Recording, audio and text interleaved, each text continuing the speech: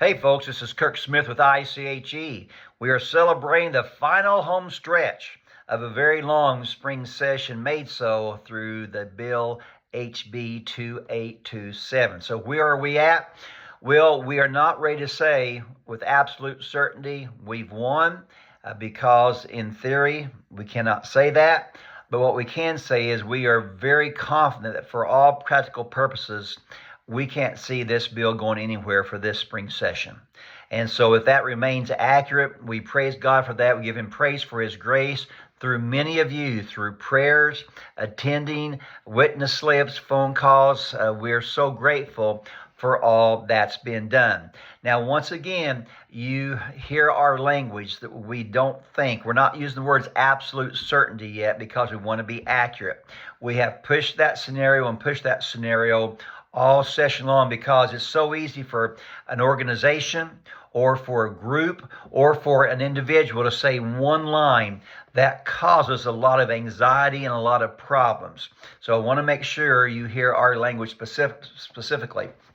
Now, we've shared the fact we are keep on alert till this thing's over for the session, because I just received an email today from a sister organization, IFI, and they shared that the physician-assisted suicide bill that's been happening alongside HB2827, like HB2827, it doesn't have the votes to make it through.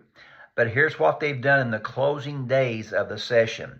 They've taken another bill, I think it's a food preparation bill of all things. It's been passed both by the House and the Senate. Well, now in the second reading, they've taken some of the language from the physician-assisted suicide bill and attach it in an amendment to this food sanitation bill. And they're trying to get it amended and voted on and passed through here in the last few days of session. Now, the reason I say that is HB 2827 is not immune from that either. Now, I can't see that happening because the bill has been so controversial. But the point is, it could still happen or could happen in the future. We want to instruct you on what that looks like. So, hope you understand that. Now, as we go forward, if we get a claim absolute victory of round one, which I believe is going to be round one of several rounds, we usually dedicate the last newsletter of the month to legislative matters. And of course, HB 2827 has kind of upset the apple cart there. But we'll get back on that as the summer begins. And we want to give any updates, anything that we hear about HB 2827 or what's happening. There's been several more counties have been basically counties that will not enforce HB 2827 if it would pass. So that's something we might be more aggressive about here in the off season. But also, I want to be talking to you about other avenues that we're concerned about. Education savings accounts for homeschoolers are becoming a big thing. There's been several states that have now adopted that. And so homeschoolers are getting money to homeschool their kids.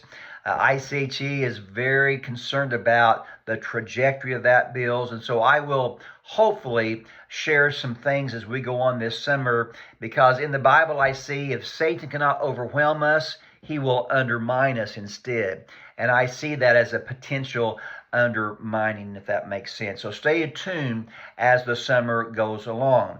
And finally, I want just to remind you, one of the reasons that I've been against HB 2827 on many levels, but one is the potential interplay that government could have with our curriculum. Now, again, the sponsor of the bill would say, no, that's not the intent. But according to the lawyers that I've talked with, the wording is in there that could possibly cause that to happen. And the reason I'm so adamant against that is schooling is not education. It can be an aspect of it, but as I've said before, many people are highly schooled but poorly educated. Some of you folks brought your kids with you when the 7,000 attended on that legislative day. What a great civics lesson that was. They will get more from that one day if you talk to them about that than they will for 2 months, 3 months, maybe a whole semester of civics in a textbook. And they get to taste it. They get to have interaction with that. And that's when knowledge truly sticks and become wisdom. And if for some reason this bill would pass in the future and the government would get some tentacles in around curriculum, that could be lost. And what a tragedy that would be. And again, it's not just politically, it's in every realm of life. When you can wed real life to education, to teaching, to textbooks, that's when it really sticks and is meaningful. I mean, how many times have we said, I'll never use that one. Why do I need a calculus for, right? But we can show practical application that helps kids. The kids will embrace that more as time goes along. And folks, we understand, as I said, this is, I think, is round one of a several round battle, unless these folks do not get reelected, the proponents, or unless we're not going to go anywhere. We're going to keep on fighting for our kids all the way through. Because this is not a battle based on facts, statistics, and success. It's a battle based on ideology. This is not about taking care of the kids. That is just a smokescreen. This is about government control and nothing else. And so we want to stay alert. We want to stay in the battle, but we don't want to burn you out. So throughout the summer, stick with us with our newsletters. And also remember that education is more than textbooks. It's about getting involved and interacting with life.